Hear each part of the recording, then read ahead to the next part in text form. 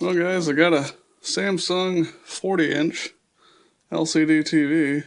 I think it's a 40. But anyway, you can hear that noise. The light's blinking down here, standby light. Every once in a while you can hear that noise. Like it wants to come on, but it can't. Huh.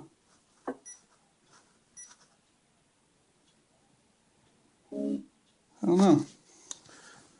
But it's definitely a power issue, it seems like. So what we gotta do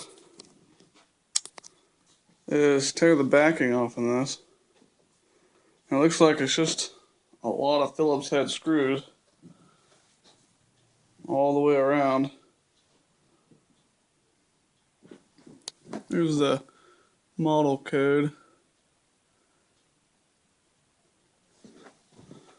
And I think you have to remove the stand as well just to get the cover off.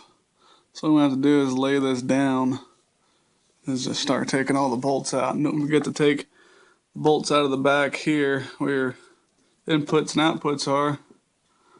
There's two of them. And then there'll probably be some here. No screws.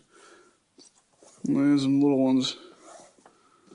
So I'll get to taking all them screws out and get this backing popped off, and I'll show you just here in a second. Alright, I got the back paneling taken out. Now, here's the power board. As you can see, the power wires go into this first. And as you can see here, 1, 2, 3 capacitors are bad. You can see they're bulged, and this one down here is actually leaking. Looks like it anyway. And then these two are bad. Yep.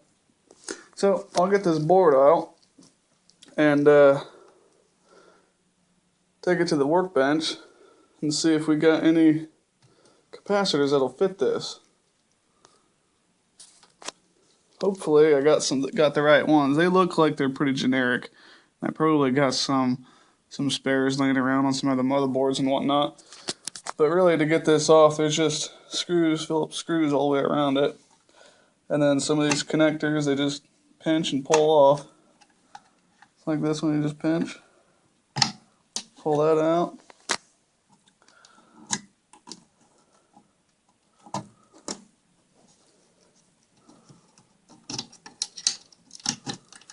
Alright, now we're free. All we have to do is take the Phillips screws out. And so there's two big capacitors here as well, but they're not bulged.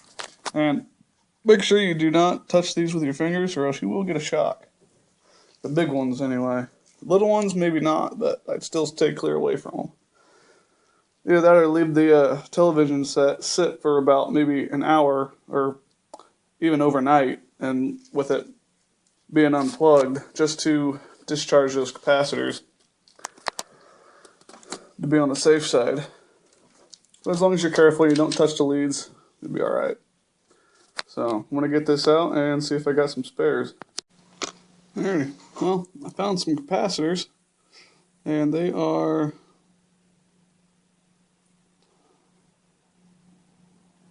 1000 volt at 20 or 1000 UF at 25 volts. Same way with this one. Same way with this one. And this one's a 10 volt at 470. This little one's a 10 volt 470. These ones are 25 volt 1000 UF. So I've already marked them on the back side of the board, so they're ready to desolder and put the new ones in.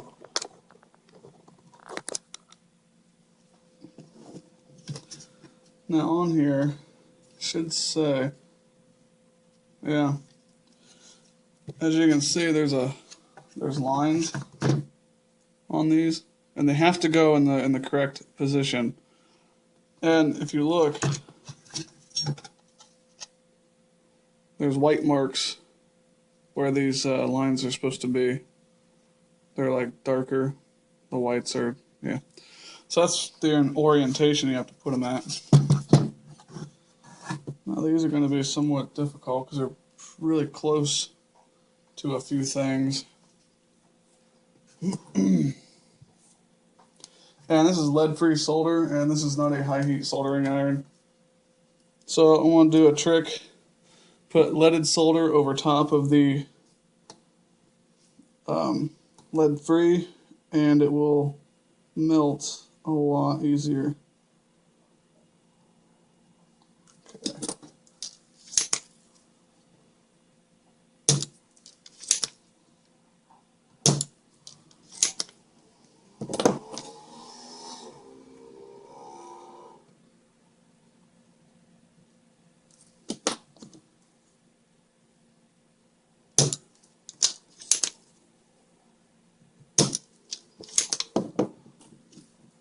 Now where'd that other one go?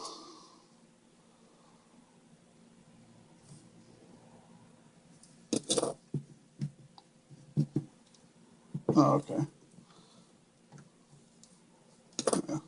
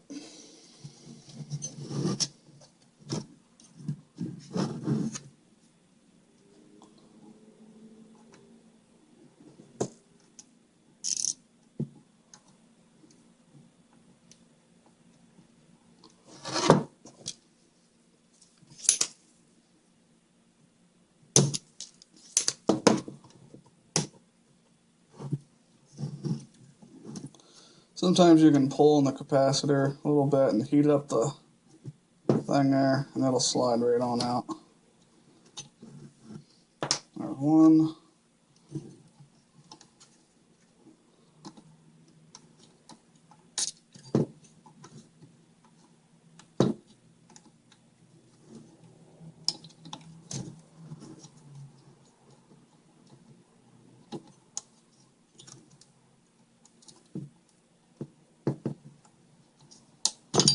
There's two.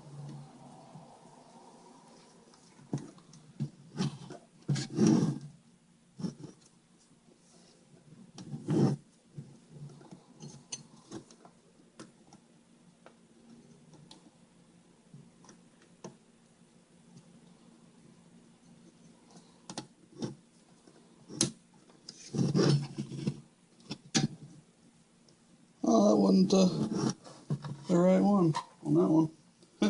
Whoops. Alright. I'm going to resolder that one there. I'm going to have to desolder this one over here. Oh, no big deal.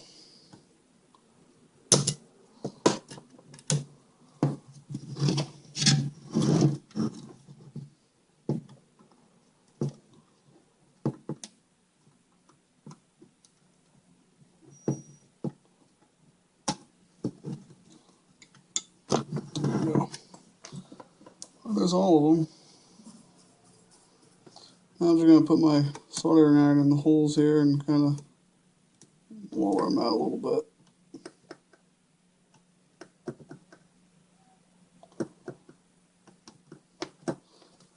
There we go. Now on these two capacitors here, there was some glue. Just take your knife and just easily just start cutting it.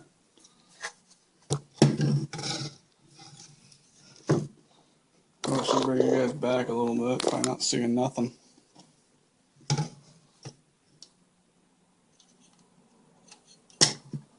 Oh, I'm putting the old one back in. I want that. And just to make sure, yeah, 25 volt, 1000 UF. Yep, same thing.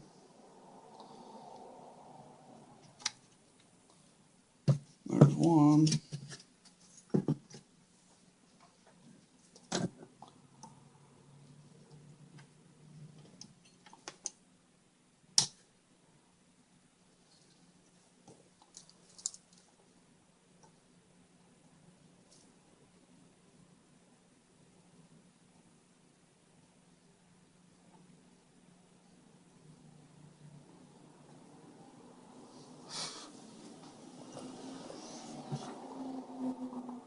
that one looks good.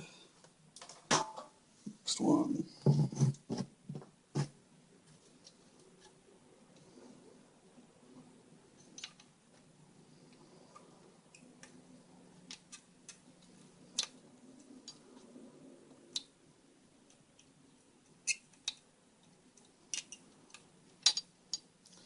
Maybe I should have put this one in there first.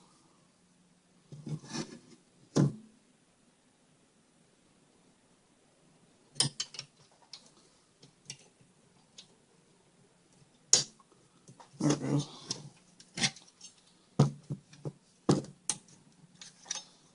No, I just kind of bend the tabs over just a little bit, hold them in. This way when you turn them over, they don't fall out.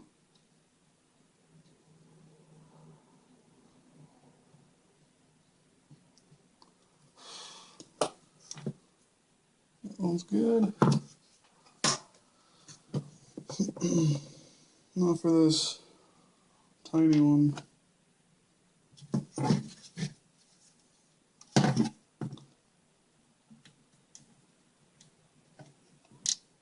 Oh, it's going to be spread out pretty far.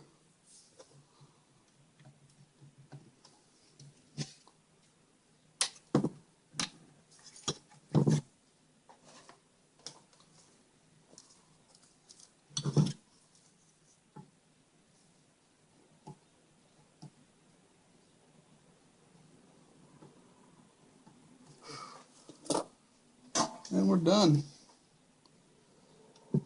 Now, another thing I like doing is just to cut the ends of them off. So they're not sticking up so far.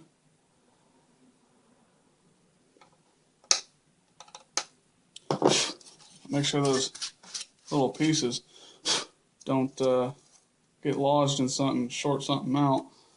And always double check your work. Make sure nothing got bridged when you were soldering, and this looks good. Yep. Alright, 3 new or rarely used capacitors. Take a look at these ones again.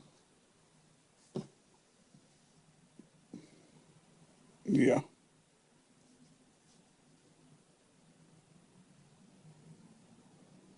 Yep. Definitely bad. So I'll put this all back together and we'll see if it works. Alright guys, well, I gotta put it back together. Look at that. Just plugged it in. I didn't even test it before putting the backing on. I just felt that confident that it's just going to work, and it is. Perfect.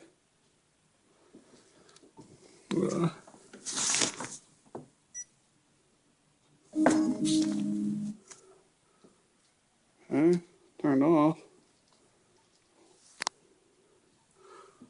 And no blinking light.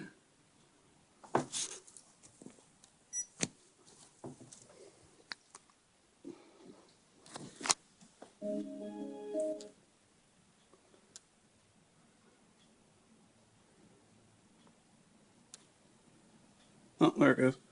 Takes it a while, but maybe that's just how it is. But yeah, cool. Just replace those capacitors. If yours are bad, and should work just like normal. That's 9 times out of 10 when an LCD screen does not turn on, it's more than likely the capacitors in the power section that have blown up or whatever. It's just that they use cheap components, put these things together, and that's how you buy them so cheap. So, yeah. Well, there you go.